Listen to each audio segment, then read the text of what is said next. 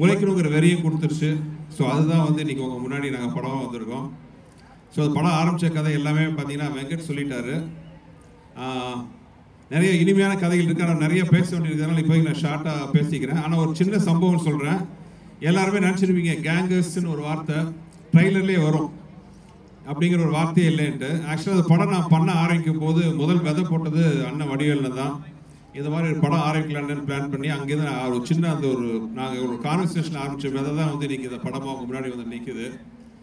ஆனால் எனக்கு என்னென்னா இந்த படம் வந்து உண்மையை சொல்ல போனால் ஒரு தமிழில் அவ்வளோ ட்ரை பண்ணாத ஒரு ஜானர் மணி ஈஸ்ட் அந்த மாதிரி ஒரு படம். ஆனால் நம்ம ஊர் கல்ச்சருக்கு ஏற்ற மாதிரி ஒரு பெரிய ஒரு சிட்டிலேயோ ஒரு பெரிய கேட்ஜெட்ஸ்லாம் வச்சு ஒரு அறிவுபூர்வமாக இல்லாமல் ஒரு ஸ்மால் டைம் ஒரு சின்ன ஊரில் ஒரு சராசரியான மனிதர்கள், ஒரு வாத்தியார், ஒரு ஆட்டோ ஓட்டுநர், ஒரு அடியாள், இந்த மாதிரி இவங்களெல்லாம் வச்சுட்டு ஒரு படம் பண்ணால் எப்படி இருக்கும் அப்படி தான் ஆரம்பித்தோம். பட் எனக்கு டைட்டில் மட்டும் ஃபிக்ஸ் ஆகாமல் இருந்துச்சு. என்னடா டைட்டில் வைக்கலாம், ஷார்ட் அண்ட் ஸ்வீட்டாக இருக்கணும்னு யோசிச்சுட்டு இருக்கும்போது ஒரு வேளை வடிவேல் நான் கேட்டார், என்னென்ன டைட்டில்னு. இல்லைண்ணே இந்த கேங்ஸ் ஆஃப் வாசிப்பூர் அப்படிலாம் வந்துருக்கு, கேங்ஸ்டர்ஸ் அப்படிலாம் ஒரு ஸ்டைலிஷாக சின்னதாக வேணும், ஆனால் சரியாக செட் ஆக மாட்டேங்குதுண்ணே அப்படின்னு கேட்டுட்டு இருந்தேன். அப்போ தான் வடிவேல் நான் அசால்ட்டாக சொல்லிட்டு போயினா கேங்கர்ஸ் அப்படின்னு கேங்கர்ஸ் அப்படின்னாரு. நான் சிரிச்சுட்டு சொன்னேன், அண்ணா கேங்கர்ஸ்ங்கிற வார்த்தையே இல்லைண்ணே, அது கேங்ஸ்டர்ஸ். அப்படியாண்ணே நமக்கு என்னென்ன தெரியும்னு சொல்லிட்டு போயிட்டாரு. ஆனால் அவர் அந்த வெள்ளந்தியாக சொன்ன அந்த ஒரு விஷயம் வந்து எனக்கு ரொம்ப பிடிச்சிது. கேங்கர்ஸ் அதே அப்படி வார்த்தை வச்சா என்ன தப்பா, நம்ம கண்டுபிடிக்கிறதா எல்லாமே. இது வடிவேல் இங்கிலீஷ் ஒரு ஆக்ஸ்போர்ட் யூனிவர்சிட்டி கொடுத்த என்சைக்ளோபீடியா கொடுத்த ஒரு வார்த்தையாக இருக்கட்டுமேன்ட்டு கேங்கர்ஸ் டைட்டில் வச்சோம். இப்படி ஆரம்பிச்ச ஒரு படம். இன்னைக்கு வடிவேல்னு கொஞ்சம் படத்தை பற்றி பேசுவார். தலைவா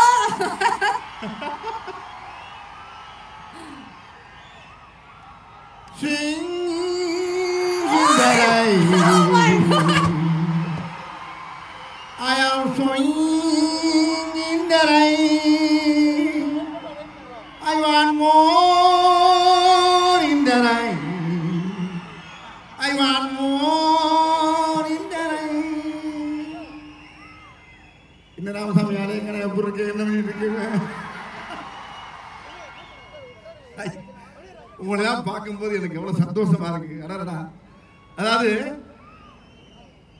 முதல்ல சுந்தரன் சார்பாகவும் என்னுடைய சார்பாகவும் முதல்ல புரட்சி தலைவருடைய இதயத்தில் வாழ்ந்த இதய கனியாக திகழ்ந்த அருமை ஐயா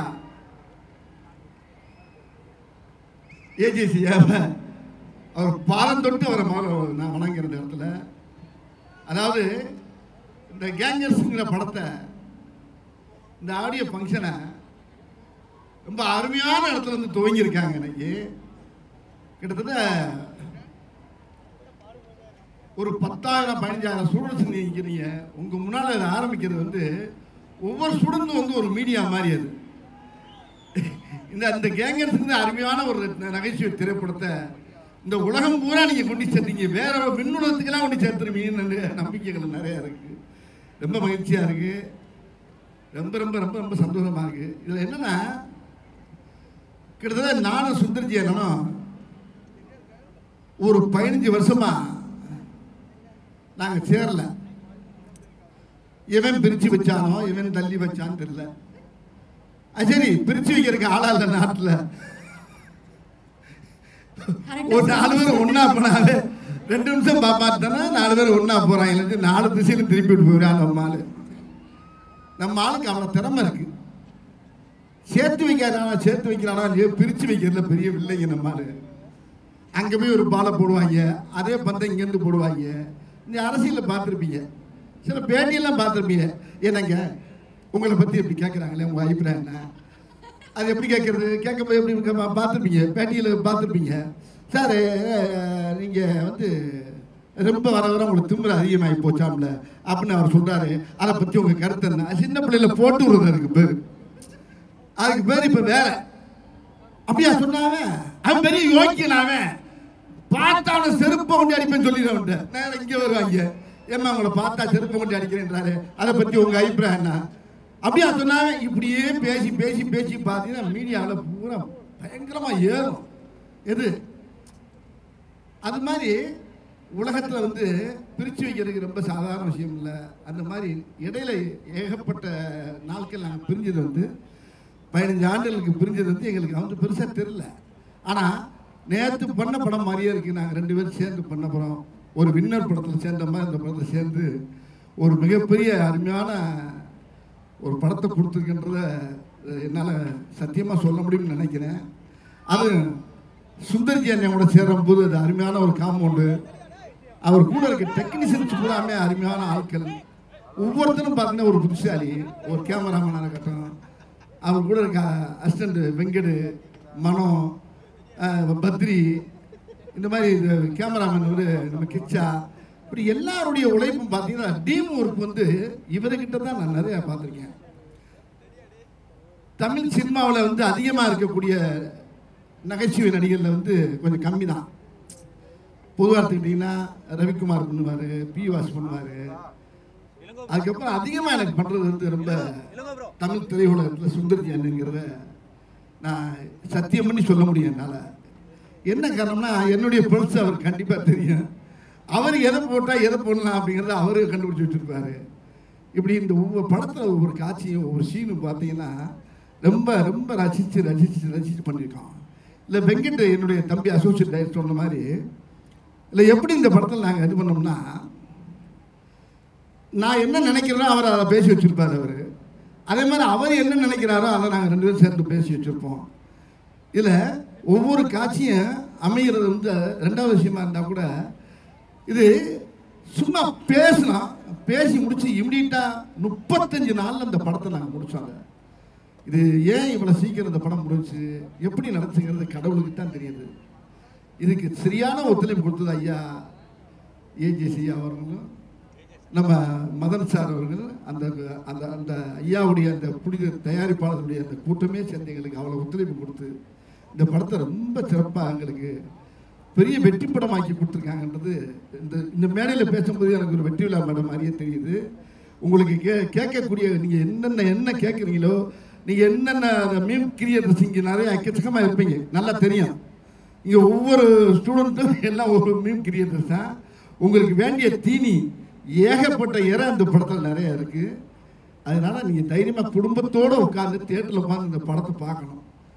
அப்போ தான் இந்த படத்தோட எப்பயுமே தனியாக உட்காந்து ஒரு படம் பார்த்து தானாக சிரிச்சோம்னா நம்மளே பைத்தியமாக நினைப்போம். அப்படி பார்க்கக்கூடாது.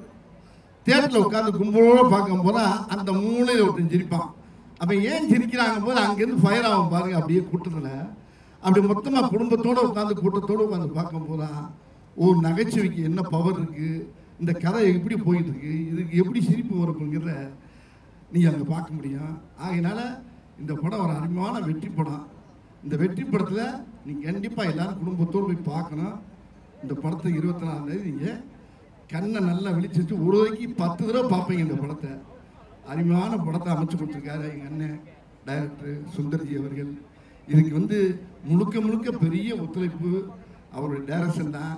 அவரோட சேர்ந்தனால தான் இல்லை நல்லா நடிச்சிருக்கேன்னு நினைக்கிறேன். இதுக்கு முன்னாலே நடிச்சனோ இல்லையோங்கிறது எனக்கு புரியல. ஏன்னா என்கிட்ட என்ன இருக்குங்கிறப்ப அவர் அழகாக எடுத்துருவார் அவர்கிட்ட. அதே மாதிரி அவர்கிட்டையும் நான் கேட்டு வாங்குவேன். அது மாதிரி இசையும் நல்லா வந்திருக்கு இந்த படத்தில். ஆமாம். இப்போ என்ன நீங்கள் வேற கேள்வி கேட்கணும், அங்கேருந்து ஆரம்பிச்சிங்கன்னா ஆமாண்ணே இப்போ நம்ம மும்புழுக்கலாம்.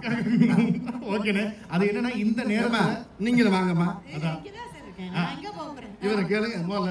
அதாவது என்னன்னானே இந்த தருணத்துல நீங்க 2 பேரும் சேர்ந்து நம்மளுடைய ஸ்டூடெண்ட்ஸோட ஒரு குரூப் செல்ஃபி எடுத்தா நல்லா இருக்கும்னு சொல்லி பாக்குறோம்.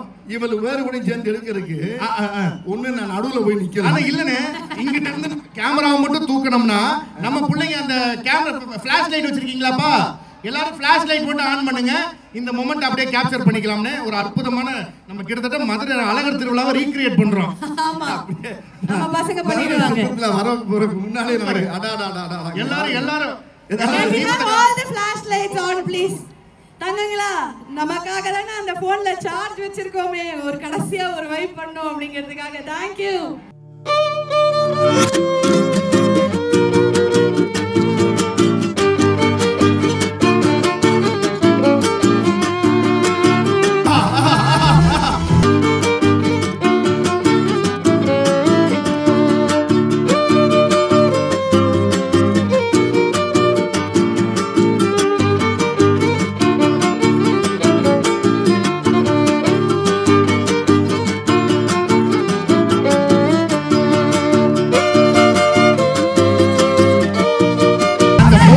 சார்ஜ் எல்லாமே கொடுங்க சார். கரெக்டா யூஸ் ஆயிடுச்சுன்னு நினைக்கிறேன். கொடுங்க சார், அப்படி கொடுங்க சார்.